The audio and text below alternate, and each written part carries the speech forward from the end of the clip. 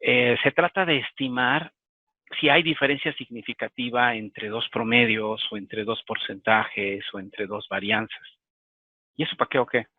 Lo que pasa es que muchas veces en las empresas o en las industrias lo que interesa es poner a prueba a ver si una línea de producción está produciendo más defectuosos que otra, entonces quieren como empatarla o quieren conseguir, pues tienen sucursal, entonces quisieran que, o varias sucursales, entonces quisieran que las sucursales pues fueran a un mismo ritmo. O bien controlar la variabilidad. Entonces, eso es muy importante. Si usted controla la variabilidad, controla la calidad de lo que está produciendo. Y puede asegurarle a su cliente la calidad de lo que usted está produciendo. No necesariamente la perfección, solo le advierte, no, mira, 2 de cada 1000 te van a salir en promedio defectuosas, pero ya puedes medirlo y advertirle a tu cliente, ah, sí, yo puedo con eso, etcétera. Entonces, es medir diferencia de medias, diferencia de proporciones o cociente de varianzas es de lo más útil y práctico cuando usted se tenga que enfrentar en la empresa a analizar información de la empresa y reportar. Es muy común diferencia de medias, diferencia de proporciones, pero así sale así como papitas, como palomitas de maíz, así. Más que solo de una sola variable. O sea, es más lógico, tiene más sentido. Por ejemplo, grupo testigo, grupo piloto. ¿Hay diferencia significativa? Hace usted un experimento. Entonces, el antes contra el después. Entonces, queremos saber si hay diferencia entre lo que mi innovación con lo anterior. Si logro mostrar que sí hay diferencia significativa, tengo un producto nuevo. Y así, ¿no? Se trata de dos variables, por tanto, si son dos variables, son dos poblaciones. Si son dos poblaciones, son dos muestras distintas e independientes entre sí. Y bueno, se quiere estudiar cómo se comporta la diferencia.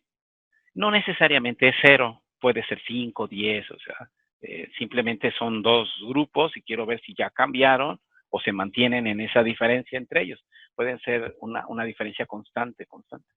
Eh, entonces, bueno, pues para calcular la diferencia de medias de dos poblaciones, pues tomo la diferencia de medias de dos de sus muestras y ese es el valor estimado. Súper fácil, ¿no? O sea, así de sencillo. El problema de hacer esto es, bueno, pero ¿cuál es el error de medición? ¿Cuál es el error estadístico por hacer eso? O sea, ¿qué tanto varía con respecto a lo real? Entonces, por esa razón se inventa el intervalo, la medición por intervalo. Y la medición por el intervalo, pues va a ser el estadístico obtenido en la muestra, más o menos un error. Pues este es el error. Pues el chiste es calcular el error. Si tengo el error, pues es más o menos el error. Y pues súper fácil, ¿no? Entonces la verdadera media debe ser la media de la muestra más o menos un error. Pues nomás el chiste es calcular ese error.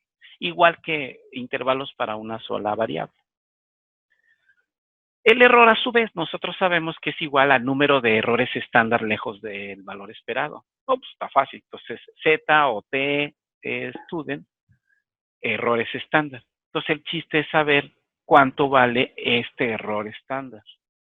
Porque la Z viene del nivel de confianza. Entonces, saca súper fácil.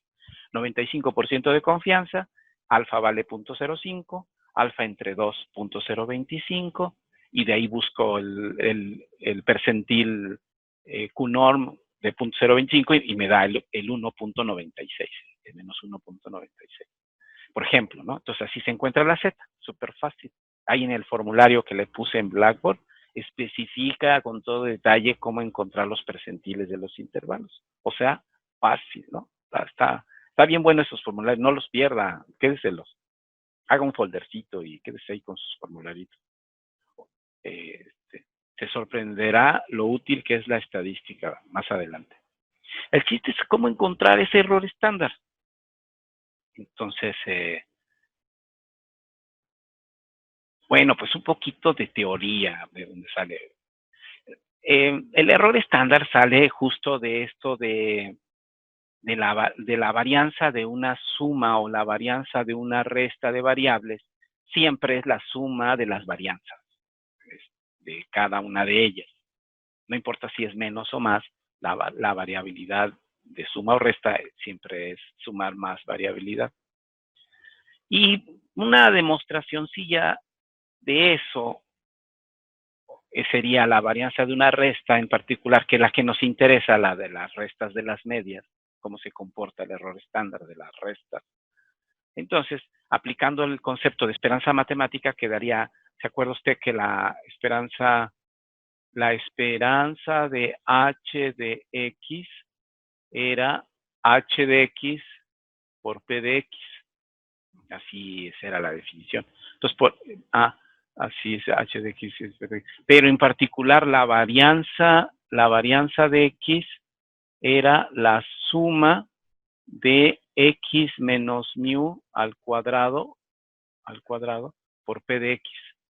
Entonces, hay esa, por eso aquí ahorita nada más queda expresado como la definición de la varianza. Es decir, la varianza de x es igual a el valor esperado, a la esperanza de x menos mu al cuadrado. O sea, la varianza es el promedio de los residuos elevados al cuadrado. No sé si se acuerdan, ¿no? Es un tema pasado. Entonces, bueno. Entonces, expando eso, se hace un poquito de álgebra. Ahí me puse a hacerla ahí en un cuadernillo y se expande bien fácil, ¿no? Porque sería x menos y al cuadrado menos 2 veces x menos y por mu x menos mu y más mu x menos mu y al cuadrado. Y luego se expanden esos cuadraditos y te queda ahí un chorizote. Se cancelan dos términos y luego agrupa a usted x con mu x y 2 veces x mu x, y entonces se quedan los cuadrados.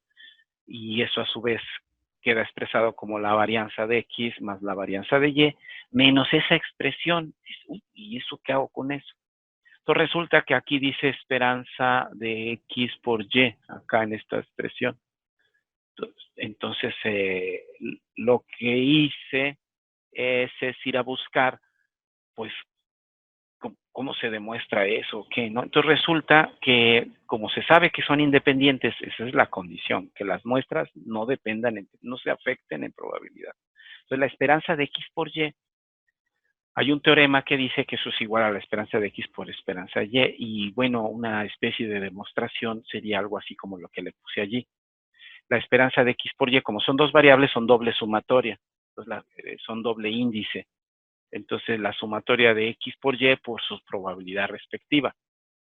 Y entonces, como son independientes, como son independientes, entonces, pues eso es p de x por p de y. Y una vez que se separan así, agrupo esta con esta, y entonces me queda x por p de x sumatoria. Pero sumatoria de x por p de x es mu x, es la definición de la media. Pero como la media de x no tiene elementos de y, pues sale de la sumatoria. Por eso queda mu x afuera de sumatoria de y por p de y. Y esa es mu de y. Por tanto, esto es esperanza de x por esperanza de y. Y bueno, ¿y eso para qué o qué? Pues lo que pasa es que con eso, esta expresión se quedaría así porque se cancelarían los términos últimos de la expresión anterior. Y entonces eso demostraría que la varianza de una resta es la suma de las varianzas de cada variable. ¿Y eso para qué? Lo que pasa es que queremos saber cuál es la varianza de esas diferencias de estadísticos. Entonces, lo que nos está diciendo esa fórmula es que la varianza de la diferencia de medias es igual a la varianza de la primera variable más la varianza de la segunda variable. Y entonces, pero como es muestral, de medias muestrales, entonces son los errores estándar, sigma sobre, bueno, como es varianza, es varianza sobre N1, varianza 2 sobre N2. Por tanto, el error estándar de la diferencia de medias es raíz cuadrada de la varianza primera sobre N1 más la varianza segunda sobre su respectivo tamaño de la muestra. Y con eso, ahora tenemos todo. Ya tenemos que la verdadera diferencia de media, vaya usted a saber cuál sea, pero debe estar entre esos dos valores que calculamos, que es el valor esperado, bueno, más bien, la resta de las medias de las muestrales menos el coeficiente de confianza que viene del nivel de confianza por el error estándar que encontramos. Vea que es la misma lógica de los intervalos de una media, nada más que pues aquí el error estándar es diferente. Lo mismo para proporciones, el intervalo es muy similar. Hoy nos toca estudiar a una señorona de distribución que se llama F. La vamos a usar solo para calcular intervalo de cociente de varianzas y vamos a estudiar cociente de varianzas solo para checar si las varianzas son iguales. Y esto solo importa porque muchas veces le interesa al inversionista. Por ejemplo, un inversionista tiene 20 sucursales. Ahí el Oxxo, ¿no? 3,000 sucursales. Tiene muchas sucursales y quiere una política de homogeneidad. No las quiere muy diferentes porque pues, tiene facilidad. Una política la aplica a todas, ¿no? En cambio, si hay mucha heterogeneidad entre ellas, una política no jala porque pues para unas aplica, para otras no, entonces pues, dejó de ser política. O sea, entonces los empresarios y los del billete les interesa y además la calidad del producto. Si tú controlas la dispersión, pues tienes control de la calidad de lo que produces. No quiero decir perfección, solo controlas la calidad y aseguras a tu cliente que está recibiendo la calidad que te compra. Entonces Fisher está ayudando en esa dirección. En realidad no fue Fisher el que descubrió esta distribución o la creó, sino fue Snedeker. Lo que pasa es que Snedeker fue un ferviente admirador de Fisher. Y no es para menos, Fisher es realmente una cosa así exagerada. Ojalá pudiera ir, ahora que acabemos el curso, que esté tantito relajado, busque la biografía de Fisher. Es muy interesante. Es el padre de la estadística moderna, imagínense. Lo consideran muchos científicos.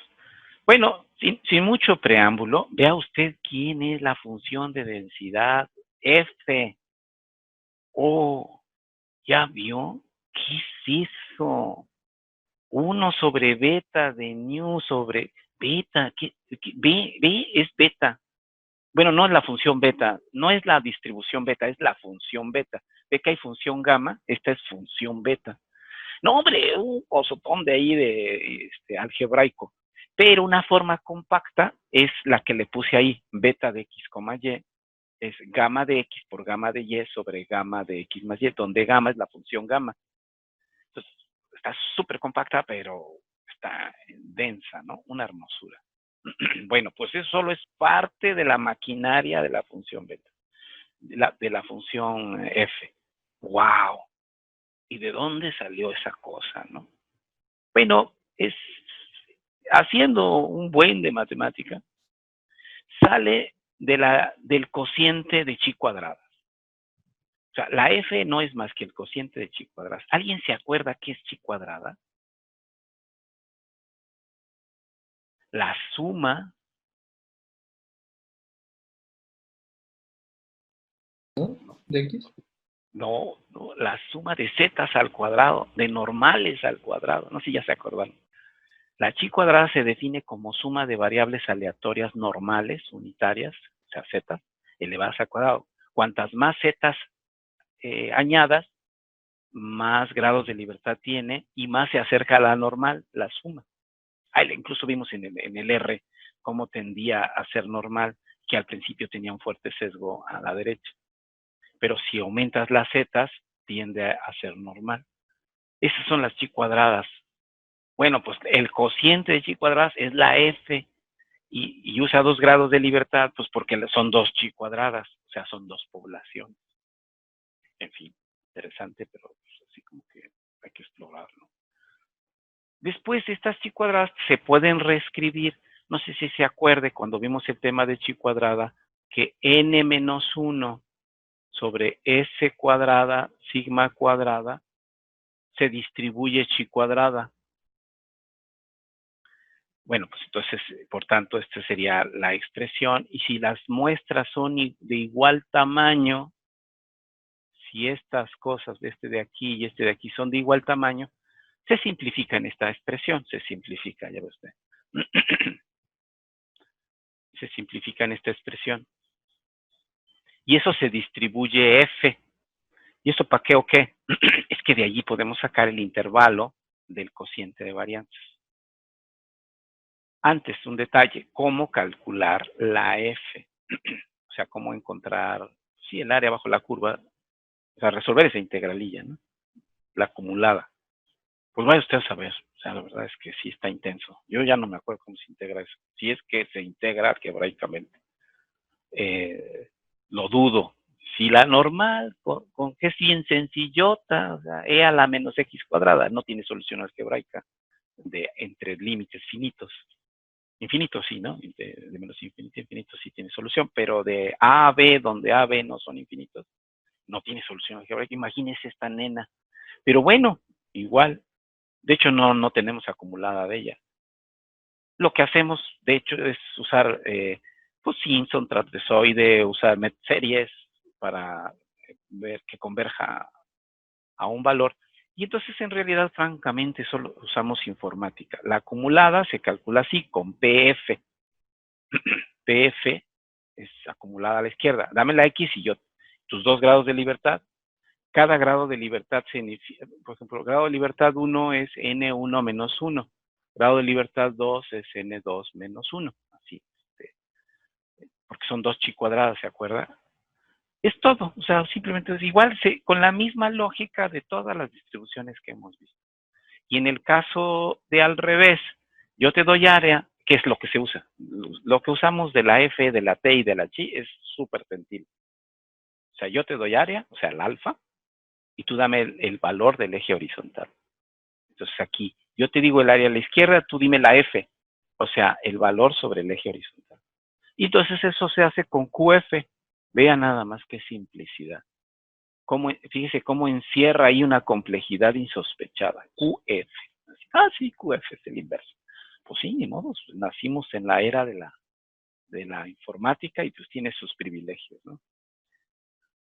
Ahí le puse un ejemplito, pero pues es igual que todos. O sea, yo te doy área a la izquierda y tú encuéntrame el valor sobre el eje horizontal. Nada más observe que siempre damos áreas a la izquierda, nunca áreas a la derecha. Sin embargo, las tablas de T, Chi y F solo manejan áreas a la derecha, bien Contreras.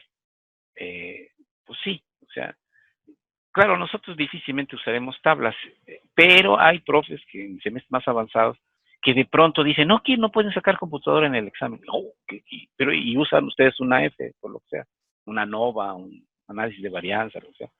Y entonces lo que hace, son unas tablotas así, decenas de hojas la tabla F, porque note usted que son 2 variables y pues, hace todo complejo, ¿no? Y entonces lo que hace el profe es sacarle una copia al pedazo de tabla que van a usar que él sabe que va a usar en el examen. Entonces, imagínese su pedazo de tabla, ¿no? Entonces aparece, vea usted cómo dice N1 el numerador, es que el numerador va a ser nuestra varianza más grande. Tenemos 2 varianzas muestrales, entonces nuestro numerador va a estar va a corresponder a la varianza más grande. Entonces note usted que aquí está la primera variable en esta dirección y la segunda variable va en esta dirección. Y observe que aquí estas son áreas, estas son las áreas, fíjense, siempre son dos concursantes, áreas o valores sobre el eje horizontal. Yo te doy valores sobre el eje horizontal, tú encuentras el área, es el PF. O al revés, yo te doy área, tú encuéntrame la F. El caso es que usan las áreas más comunes. Como nomás usamos para percentiles, las áreas más comunes son 0.05, 0.01. Y la lógica de la tabla es área a la derecha, nomás aguas con eso. Si usted quiere empatar el resultado de la compu con el de una tabla, la tabla siempre va a usar áreas a la derecha y la compu siempre va a usar áreas a la izquierda, como lo dice la teoría, es el acumulado.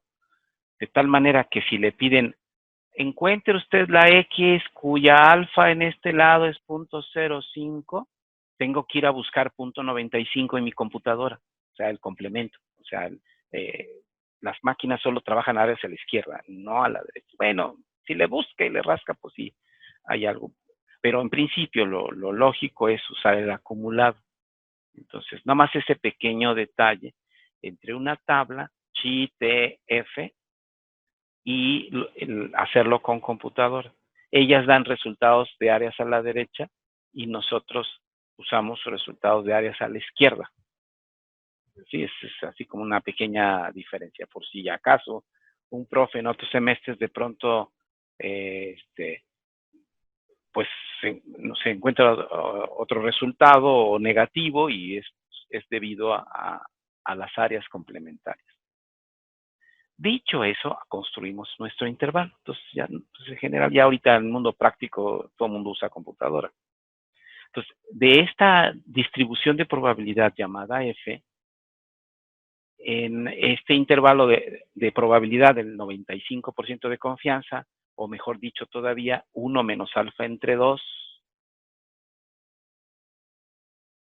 Bueno, no, ese es el acumulado. Entonces, a partir de allí, se calcula esta probabilidad. La probabilidad de que esté entre alfa menos 2 y 1 menos alfa entre 2, o sea, quiere decir que de este otro lado hay alfa entre 2, es 1 menos alfa, es equivalente más adelante a nuestro nivel de confianza, si nuestra media coincidiera con la de la población. Bueno, aquí sería entonces así.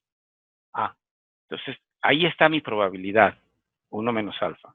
Entonces, volteo los términos. Al voltear los términos, se cambian el sentido de las desigualdades, vea usted. Por ejemplo, tengo 1/3 menor a 1/2, eso es cierto. Pero si volteo las desigualdades, entonces me va a quedar 3 menor a 2. No, no puede ser. Entonces se voltea la desigualdad 3 mayor a 2. Aquí también. Hecho eso, lo que queremos despejar es esta que está aquí. Es lo que queremos despejar. Pues, ¿cómo le hacemos? Pues nos interesa la varianza 1 arriba. Pues ni modos. La varianza 1 arriba, entonces los volteamos, cambia de signo y los cambiamos de lugar y entonces regresan los signos que ahí usted ve, ¿no? Entonces, vea usted que la que estaba, así aquí lo dejamos, este es el inverso, este es el inverso, sí, y estas están volteadas, ¿no? Ajá. Y entonces de ahí despejamos, ahora quitamos esto que de aquí y la pasamos multiplicando, y esto que está aquí lo pasamos dividiendo, y lo mismo hacia el otro lado. De tal manera que queda esa expresioncilla ahí. Es algo, una algebrilla sencilla de desigualdades. Y queda esta expresión, observe que es la misma, este cociente de varianzas es el mismo en ambos lados. Entonces, el verdadero cociente de varianzas poblacionales debe estar entre 1 menos f a la izquierda, 1 menos f a la derecha, multiplicado por el mismo valor que es la varianza de las muestras. O sea, realmente es sencillo, entre comillas. No más calcular la f, pero pues nosotros ni integramos ni nada de eso, simplemente le decimos a la máquina que nos encuentre el percentil y pues es bastante, entre comillas, sencillo, ¿no? No sé si le mostré, pero ahí mismo en el Blackboard está así, aquí al final está, bueno, en esta parte, el intervalo de cociente de varianza. Y incluso hasta con detalle cómo calcularlo con Excel o R, la F. Un tesoro de formulario. Hágase un foldercito ahí de formularios, quédeselos. Mire, aquí le muestro un ejemplo. Ayúdeme a leer esto. Un fabricante de automóviles pone a prueba 2 nuevos métodos de ensamblaje de motores respecto al tiempo en minutos. Construye un intervalo de confianza del 90% para sigma 1 al cuadrado sobre sigma 2 al cuadrado Los resultados se muestran en la tabla. Suponga normalidad e independencia entre poblaciones. Suponga normalidad e independencia. Por tanto, pruebas de normalidad son muy importantes. Prueba de independencia, eso lo hace chi cuadrada. Puede uno probar independencia con chi cuadrada. Ahora, muy bien. ¿De qué se trata el problema? ¿Qué es esto? ¿Realmente será relevante? Un fabricante de automóviles pone a prueba dos métodos de ensamblaje. Construye el intervalo de confianza. Tiene dos métodos de ensamblaje y se fija en las varianzas, no en los promedios. ¿Se fija? Tiempo promedio. Se fija en las varianzas. H0. La varianza 1 es igual a la varianza 2. Esto podría servirle a un empresario, a un productor, que las varianzas sean iguales. Recuerda que son dos poblaciones, son dos líneas de producción, son dos sucursales, son, etcétera, ¿no? Sí. Son dos sucursales. Entonces, lo que quiere es igualar la varianza. ¿Qué se gana con eso? Estabilidad. Ah, bien, excelente. Repetibilidad. Sí, también. A ver qué le parece este ejemplo. Es un poco bobón, pero ayuda a entenderlo, a ver qué opina. Supongamos que tengo no es tanto. Tengo dos grupos y ambos obtienen 87 de promedio. Pero uno tiene una varianza muy grande y el otro tiene una varianza muy chiquita. Pero ambos tienen el mismo promedio. ¿Qué puede significar un grupo con una media de 87 y una varianza enorme? Que hay un sesgo en el aprendizaje.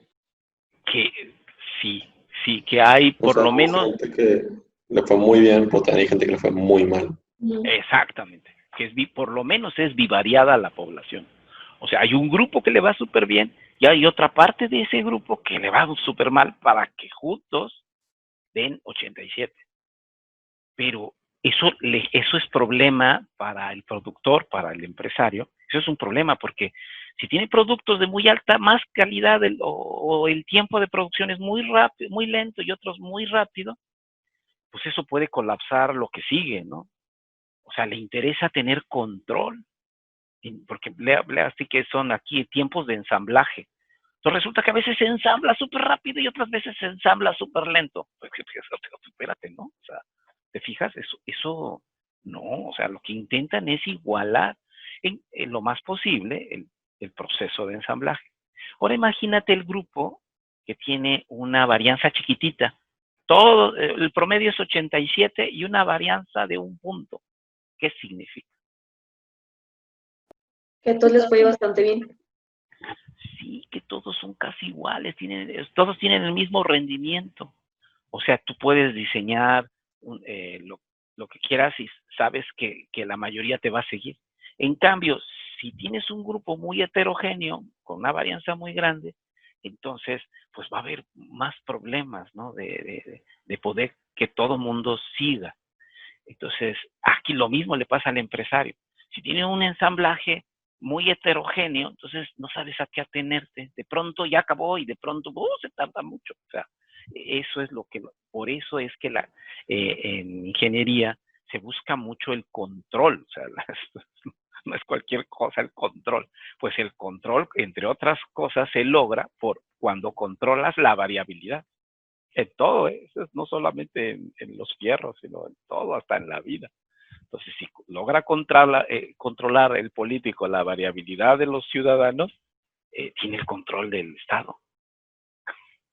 Bueno, esa es otra historia.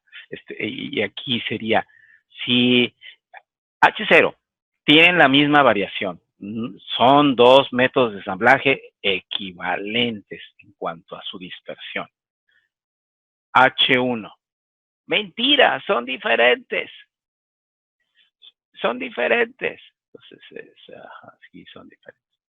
Entonces resulta que no tenemos, como en el caso de las medias, no tenemos ninguna distribución de probabilidad que nos pueda trabajar sobre la diferencia de varianza todavía. O sea, a lo mejor en 1000 años sí, o a lo mejor menos, pero de momento no tenemos, como en el caso de medias, de diferencia de medias igual a 0, pues con eso pruebo si son iguales o no son iguales. Lo único que tenemos a la fecha para igualdad de varianzas es, en lugar de hacer esto, esto sería equivalente a escribir varianza 1 al cuadrado sobre varianza 2 al cuadrado igual a 1. O sea, la pasó dividiendo. En lugar de pasarla restando, la pasó dividiendo. Y si la pasa dividiendo, entonces el cociente es 1. Entonces, si el cociente es 1, son iguales. Si no es 1, pues no. Prof, ¿cómo había sacado la hipótesis 0 que eran iguales las varianzas? Bueno, es un supuesto. Es que más adelante pregunta si ahí no aparece, pero más adelante sí, a la hora de calcularlo, sí se pregunta si son iguales. O sea, en el caso supuesto que interesara probar que son iguales. Ah, ok.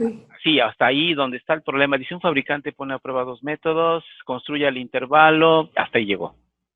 Tal vez hubiera sido bueno añadirle la pregunta. ¿Hay evidencia suficiente para decir que difieren entre sí los métodos? Eso quizás hubiera sido bueno añadir. Lo voy a añadir.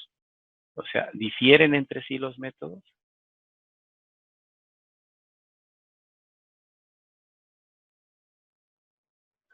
Porque pues es una aplicación enorme, ¿no?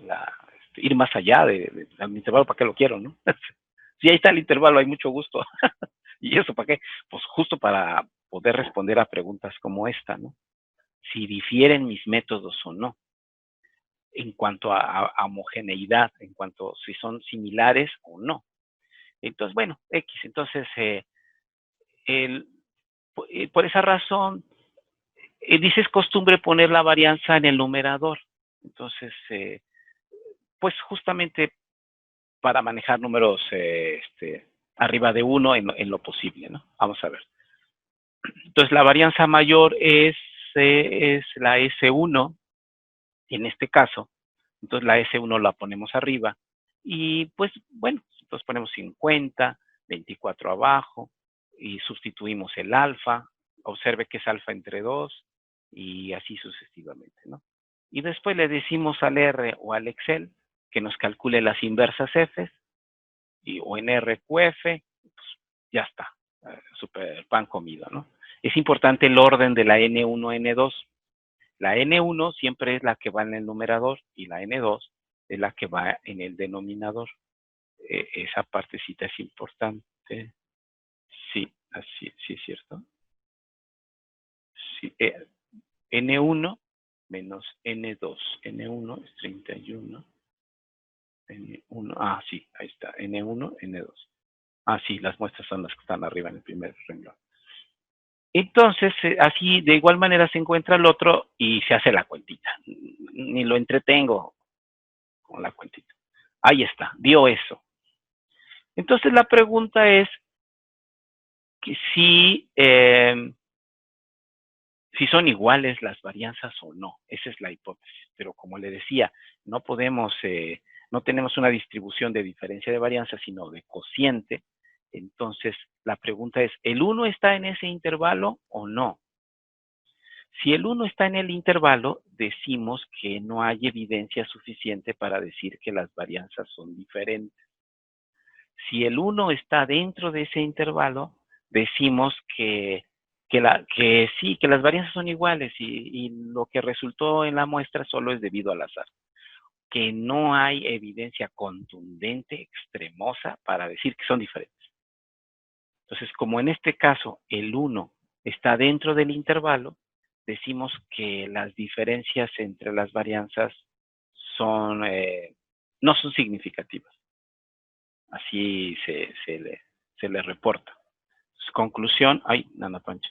Conclusión, pero aquí dice, por tanto, dice, el 1 no, aquí no está el 1. No está el 1. Si el 1 no está dentro del intervalo, está fuera, efectivamente, es 1.07 a 3.9. El 1 no está dentro de ese intervalo. Si no está, se rechaza HC. Decimos, sí hay diferencia significativa. Entonces, como el 1 no pertenece a ese intervalo, decimos que sí hay diferencia significativa. Se rechaza HC.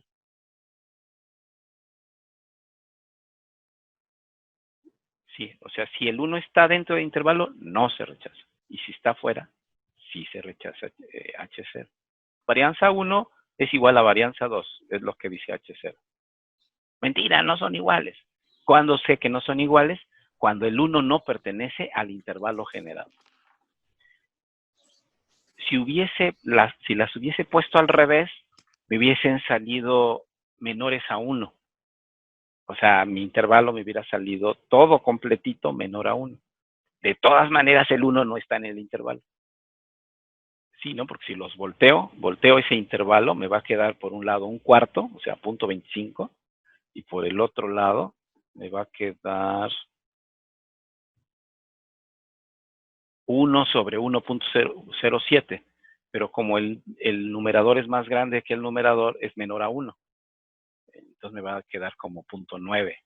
Entonces, si yo hubiese hecho al revés las varianzas, me hubiese quedado un valor entre 0.25 y 0.9. No tiene al 1, luego no son iguales. O sea, no hubiese de todas maneras cometido error si las hubiéramos volteado. Pero es común, le digo, en ingeniería, poner la mayor siempre arriba. O sea, como que todo el mundo lo hace, es así, tradición. Pero si no lo hace, no se equivoca, nomás hay que cuidar la interpretación. ¿Qué le pareció?